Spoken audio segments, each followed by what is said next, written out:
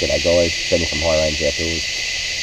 Just going to do a product review on a hammock I've recently purchased. I've only had one night in it so far, so I'll just do an initial overview of it. The hammock is the Goshawk 2, which is the double layer camping hammock from Gear down in Tasmania, Australia. Being a camping hammock, it's got the integrated bug net, so you can have a solid night's sleep without being bugged. See what I did there? Just look, come and take a closer look, and I'll talk you through the details why I think it's a winner so far. So I'll start with suspension firstly. I got the webbing suspension, which comes with two 500 kilogram rated carabiners for the tree straps, which are very nicely bar tacked, I might say. 4.5 metre tree strap, and secured by the new mandible buckle, which was a joint product through Simon working with Brian at Tato from Tato Gear. Yeah, very simple, easily adjustable, right up my alley. It works a treat, secures easily. Moving on to the actual hammock itself now. As you can see, it's the netted hammock, underquilt loops,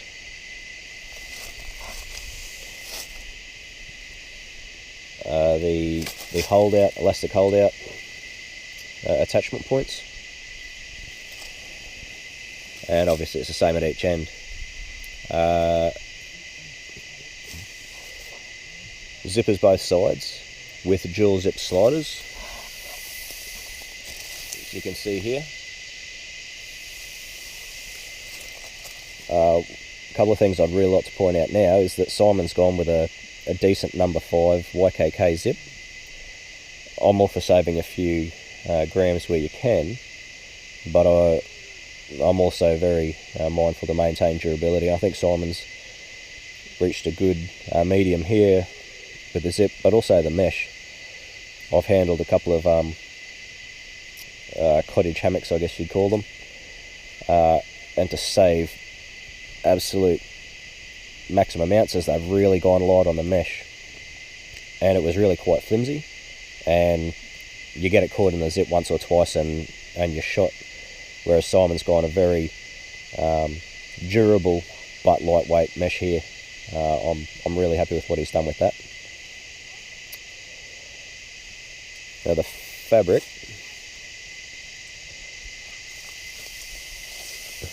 I'll unzip the hammock. I don't know if you can see the detail of that fabric, but it's got quite a funky little pattern woven into it, but that is incredibly soft. This fabric is the Hexon 1.0, which I think was for 1 ounce per square yard, I believe. Incredibly breathable, incredibly comfortable. I've never felt anything like it. He's kicked an absolute goal with that. We're going inside the hammock now. The internal zip pull has a reflective cord and zip pull, so you can find it easily at night time in the dark. Just flash your light on there, you'll see her, no worries. At each end, he's also incorporated a minton hook, so you can, as you can see at this end, you can connect the double end stuff sack that the hammock comes with and create a little storage compartment hung at your head end. Includes a Zing-It or Lash It ridgeline. Has net retention loops, so if you're just kicking back on a day walk or something similar, you just want to kick back in the hammock, no net, unzip the hammock both sides all the way up, roll it up and secure it with those loops. I'll give you a shot of that later. with the net rolled up. Another nice inclusion, as opposed to an added extra, is the ridgeline storage compartment. Two very generous storage pockets there, which easily fits your headlamp and whatever else you'll want to set up in there that you want to have easy access to.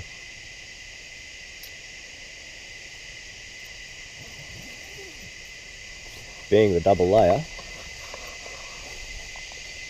this is something Simon's really pulled off nicely as well. He's left a very generous gap at each end. This is only on the one side, which for me isn't an issue. So that allows you to not only get the sleeping pad easily into that between the layers, but you can also easily adjust it from each end, which I really like. The sleeping pad I used was the Thermarest Z-Lite. I've used it before. It worked okay, but being a concertina mat, it kept folding up a bit. So before I got into bed, I had to separate it again. Not a big issue, but if you had a flatter sleeping mat, that's going to hold form a bit better. I used a Summerlight sleeping quilt or semi-sleeping bag. This is actually the Mountain Serape from Hill People Gear in the US. Absolute great bit of kit, not too heavy, not too light, and when it's cooler it's always easier to just whack another layer on. I believe they use the Climate Shield insulation, which, yeah, that's really good. I'll probably do another review on that at a later date.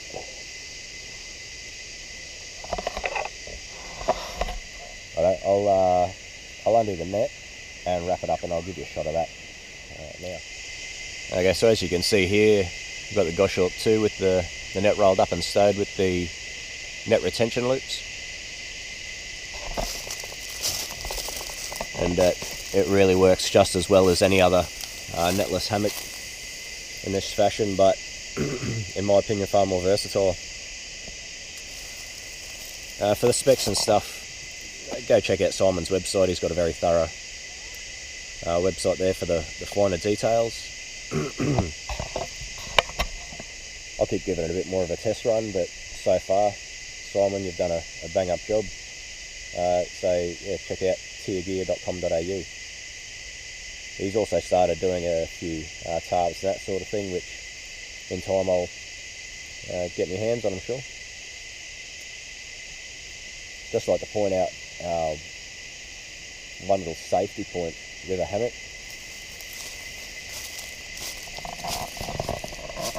There's a saying in the electrical industry, like the lineys and that, look up and live.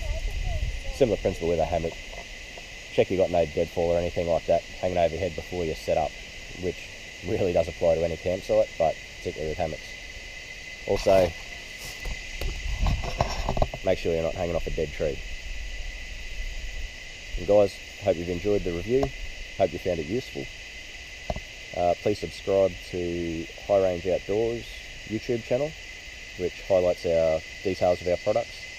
But also subscribe to this channel, High Range Adventures, for more trip reports and product reviews. Thanks. Hey, just before I go, I'd also like to highlight one really cool thing that Simon does. He actually contributes a portion of the profit of all of his products to different wildlife funds. And for his hammocks, I believe he contributes to the, I can't remember the exact name, but it's an Australian bird foundation that tries to preserve endangered species and that sort of thing. So another good reason to buy from him. Buying Aussie made, and he also supports good causes.